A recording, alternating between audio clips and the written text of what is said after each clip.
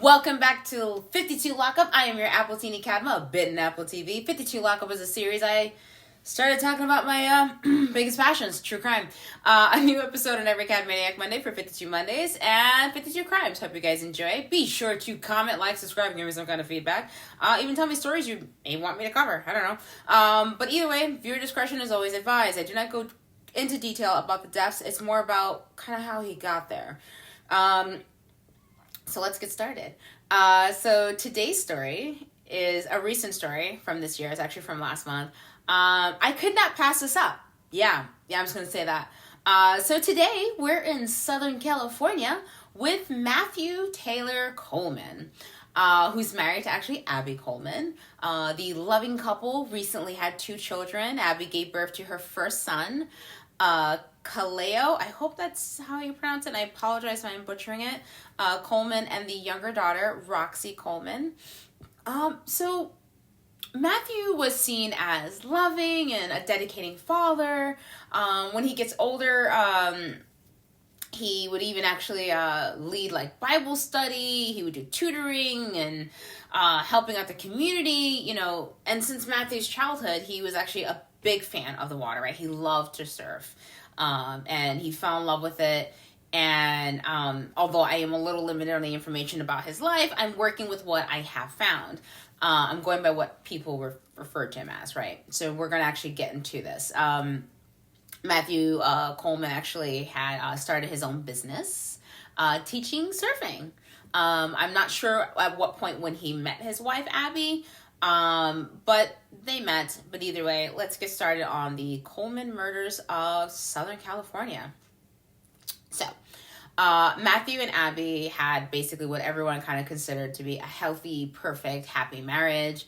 That's what it looked like to everyone else on the outside. And that's what you'll find in like different reports that are reporting like, hey, I was friends with Matthew. That business I was talking about, Matthew started it in 2011 on the southern coast of California, and it was called Love Water Surf Co. On the company's Instagram, you'll actually see that he had a little bit over 1,500 followers, and he actually had a very dedicating fan base, if you will. He was revered as like an amazing surfing teacher. Many of his students were like very proud to have like attended his school. He even taught some of the kids in the local area that went to like different churches, including some of the ones that he did Bible study with. He was seen as a really great guy, but somewhere along the line, heading between 2018 going into 2019, Matthew and his wife, Abby, began to look into QAnon stuff. So let's dive a little bit into QAnon for those who may not know, right? So QAnon actually began with 4chan, which was an anonymous English language image board website. It was basically launched by Christopher Poole, also known as Moot, I think that's how you pronounce it, in October 2003. Now, the site was meant for like hosting boards for like a variety of topics. Think of it as the Reddit before Reddit, basically. So a user of 4chan named by Q Clarence Patriot on October 28th, 2017 started their account, and they started the thread with "calm before the storm." Now, this is a reference phrase used by America's 45th President Trump, when describing a gathering of American military leaders, right? So the storm part of the sentence, rather, became a reference to where thousands of alleged suspects would be arrested, imprisoned, and executed for being child-eating pedophiles. Now, I'm against pedophiles, and I'm all for that, but you'll see where this conversation is going. There were online implications that were held that Q Clarence, right, which is supposed to be like a U.S. Department of Energy security clearance, is like basically top-notch, just top secret, James Bond kind of information, right? So the first post by Q Clarence Patriot posted that Hillary Clinton would be arrested and it would cause a massive unrest. Following up with Hillary Clinton was actually detained but not arrested, and that Trump was planning to remove criminal rogue elements. There was a lot going on in these posts, right? So eventually, as more posts continued to come out, a community actually formed around it, involving more and bigger conspiracy theories. I mean, we're talking about from Hillary Clinton to Barack Obama, Saudi Arabia. What's wrong with me today? Iran. Followers began researching for clues that would confirm their beliefs. And that would include commonplace phrases or occurrences like there's a reference that Trump sipping water from a bottle in November 2017 was a sign, and it was interpreted as a secret sign that there would be a mass arrest that would soon take place. There are numerous beliefs led by QAnon, like the Pizza Gate theory, which actually involves secret child sex trafficking rings operated by the elite, and but human trafficking, that's a deeper topic for another time, so I'm not going to dive too deep into that. But QAnon followers basically indicated that Hillary Clinton, her daughter Chelsea, and Senator John McCain were wearing ankle monitoring bracelets during their public appearances. The thinking perspective of QAnon comes from basically an American far-right political perspective. Now, they also have claimed that a cabal of satanic, cannibalistic, sexual abusing pedophiles were operating a global child sex trafficking ring, but this group was going directly against President Trump specifically. They believe that President Trump was planning a mass arrest of these particular members, and it was supposed to be the storm or the event. The QAnon group basically have listed Democratic politicians, the Russian government for interfering with the 2016 presidential election. They're also known for the Capitol. So there's quite a few things, right? So I think I have explained enough on QAnon. And these are basically concepts that Matthew Coleman began to not just dive in, but basically drown himself in. With his wife. However, they process the information very differently from each other.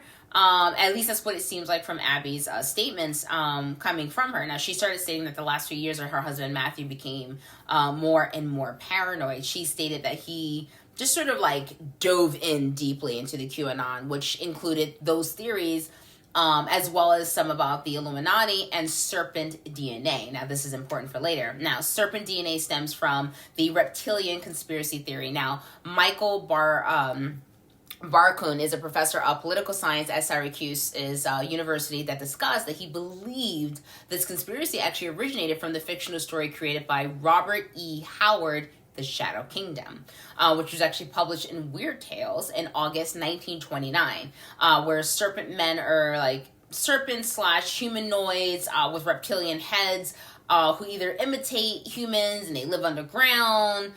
They have these abilities to like shapeshift.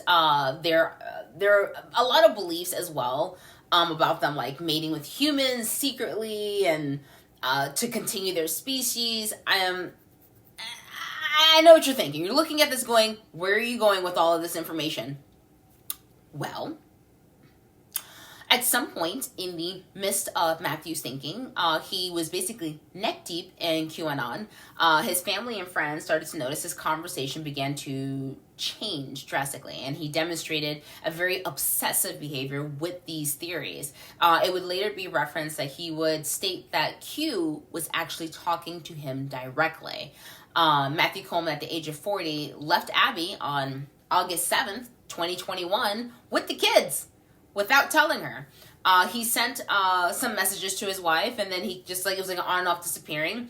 And Abby was kind of concerned, so she calls the cops, and she reports him with the children missing. Now, she wasn't concerned in the sense of, like, it would turn out to be what it was, but she reported it to the police because she used the Find My Phone app to show her where he was, and he was in Rosarito, Mexico.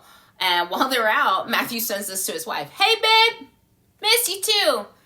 After she reports him missing, right, to the police. Now, before he completely disappears, he sends her this message, his last message. Things have been rough, but starting to get some clarity as well. Still confused on a lot of things, though, and processing through them. So many crazy thoughts going through my head right now. Hard to explain. Yeah, funny. You're getting some clarity through my grandma's old Bibles. Wasn't there too? Anyways, was actually still thinking of burning them in case there's a chip in them or something. Going to keep processing through everything and hope to get some answers. Hope all this craziness ends soon. Love you. Matthew, in the oncoming weeks up until this moment, of August 7th, 2021, kept talking about strange coincidences, right? Discussing QAnon and the Illuminati conspiracy theories, as well as strong numbers that he was matching. That was like a sign. This was like an index of every word in the Bible.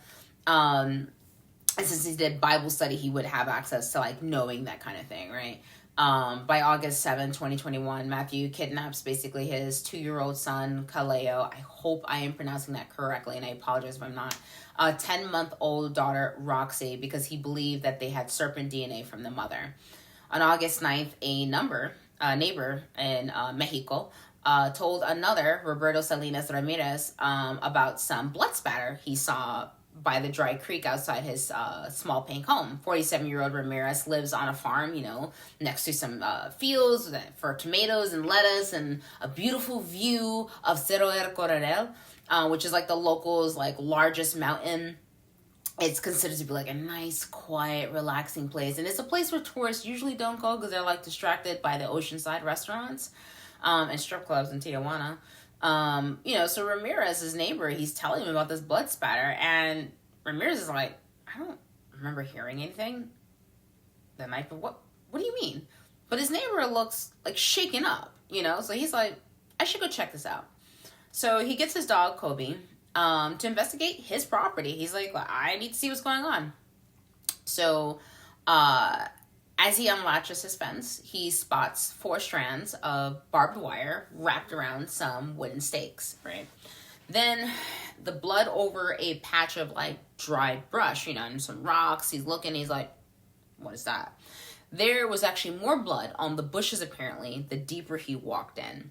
So there was enough blood for Ramirez to actually, he quotes this, he anticipated seeing a large body. Then his dog begins barking, right? Because his dog is about 60 feet ahead of him. He's like, hey, over here, woof, woof, the whole 9 yards. Ramirez's nerves runs high. His fear is creeping up. He's expecting, again, to see a large body. He sees something in the distance, and he goes, let's go check it out.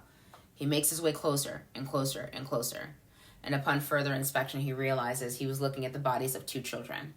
The bodies of 2-year-old Kaleo, and again, I apologize if I'm butchering the name, and 10-month-old Roxy were hidden under the leaves of a willow shrub, laying on their sides and backs together. Meanwhile, Coleman is making his way back to the U.S. after murdering the children with a spear fishing gun. He was arrested upon his arrival because he was reported as taking the children, right? So as soon as he comes to the U.S., they bag him up, right? When he was arrested, he begins his tirade about his visions and the signs he saw, and that meant his wife was possessed with serpent DNA and gave it to the children. He confidently explained that he's like, I'm either crazy or I'm the only person left on Earth.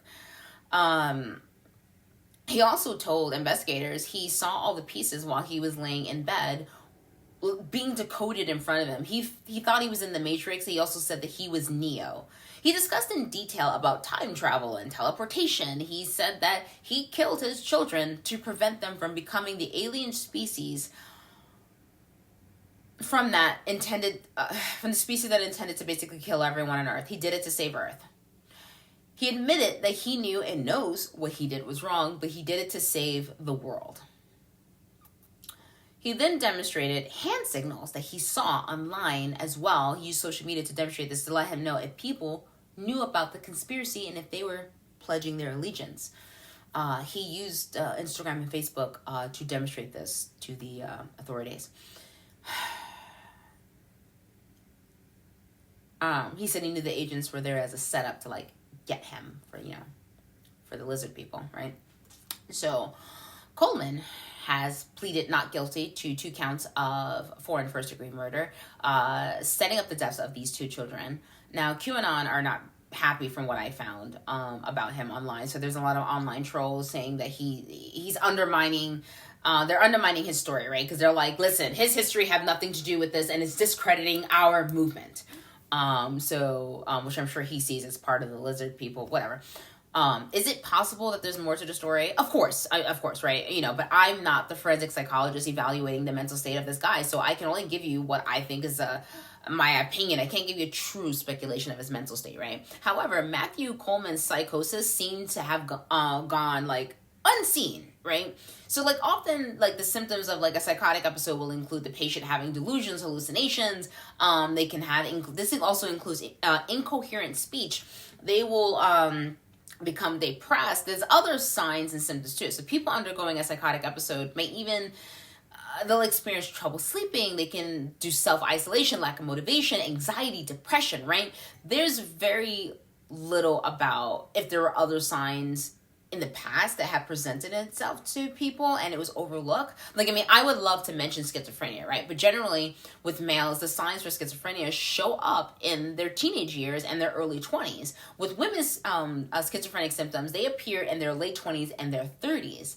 Now, granted, schizophrenia comes in 3 stages, from the prodromal stage to the active, then the recovery stage. But the truth is, without an MRI, I don't really think we can really speculate too much, because an MRI will actually show that they have larger cerebral lateral ventricles upstairs, right? And so that would be the closest way to like kind of figure that out. However, let me just carry on, right? So a psychosis can be present and have onset triggers, whether it's a stress, it could be drugs, right? That would induce or make Matthew more susceptible than he already was to having a psychotic response, right? With schizophrenia, the symptoms are the presence, the stages, they're like graduations. They're the same symptoms, right? But they graduate in their level of intensity, right? So it's possible he bounced back and forth in this prodromal stage of like schizophrenia and did not pass into the second stage, which can happen. Usually most people go into the second stage, but nonetheless, it can happen, right? The signs start with like a disconnection in reality, right? Those delusions, the paranoia, the hallucinations. It makes themselves present in the prodromal stage, and it can last between like a few weeks to under 6 months. And this can go on back and forth for years, right? The active stage is where people tend to kind of notice like, something's wrong with Bob. That's where people start to kind of like pay attention. That someone's like a little off their kilter, right? And of course, the last stage is like, alarms are going off, right? And it's possible he could have even suffered from schizoaffective disorder or delusional disorder, and those symptoms were possibly overlooked as maybe he just has major depression. I don't know, because these things would coincide with those kind of symptoms, and schizophrenia is actually considered not as a spectrum mental disorder, and it's different for each person, right? So the human mind is a very delicate place. It's not black and white. Right, so it's not like that kind of black and white kind of discussion. You can't just be like, I know for a fact that. But I think it's incredibly fascinating that he had this true psychotic breakdown and no one noticed. Like, I was trying to see, I mean, obviously I don't have like access to his like medical records because that's illegal, right? HIPAA! But like, I wanted to know, like, were there other signs, like, besides the last few years? Like, what pushed him over the edge? Did he have small obsessions? So like, let's say if he is schizophrenic, right? He'll have like, they'll obsess over like one particular thing that may seem odd or like a little fan base, but there may be a little bit more to it. Don't come for any of your friends who are obsessed with everything. That doesn't mean that they're schizophrenic. They just happen to be particularly symptoms of that. Now, when it comes to schizophrenia, it was like the person who had discovered it was Eugene Bluer. I don't know how to pronounce it. Apologize.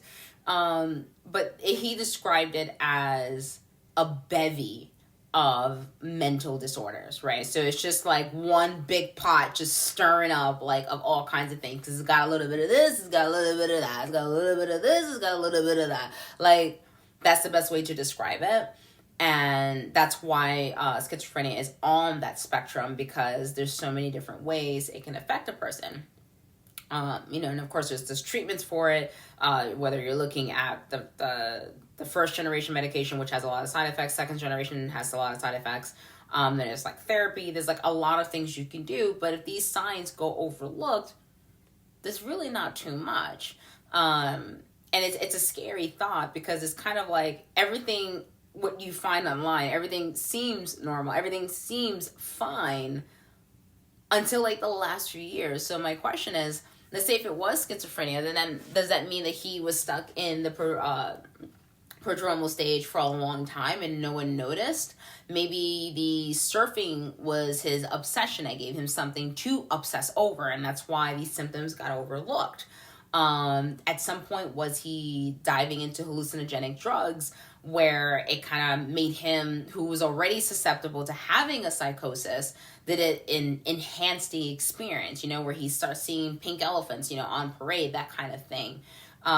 It's just strange to me that he made it to the age of 40 and no one noticed anything, or at least not enough. But yeah, so that was the case that I wanted to cover this week, and I apologize for it, all being so late. I've been traveling a lot.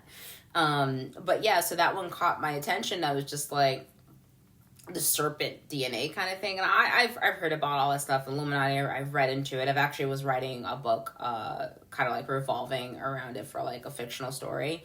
But it is a scary thought to know that like he knew, well aware of what he was doing, and I can't even imagine being Abby. Like, okay, he took the kids. When the fuck is he coming back? Like wondering, he's gonna come back, and then realizing he's not answering my phone calls or my text messages. That's not like him. And then only to check on the app to go, why are the kids in fucking Mexico? Like, you know what I mean? Like, you're in Southern California, you're like, hell's going on? And then, you're calling up the cops and you're like, something doesn't seem right. That is a scary thought. And everyone who seems to be responding, his wife and his family are not exactly like doing interviews, but there are people who have spoken very highly of him, and they're like, we're just blown away. This didn't seem like anything that he would actually do, and they're just aghast. They're like, he did what? And it's an intense story, and it's really sad because they're just 2 years old, 10-month-old. Didn't even make it to a year. And then the other crazy part is like, the returning to the U.S., which is why I'm wondering if there's more to the story. Like, were you returning to the U.S. to kill the wife because she was a serpent? Did you think attacking the serpent at the same time would be more difficult? Like, I don't understand.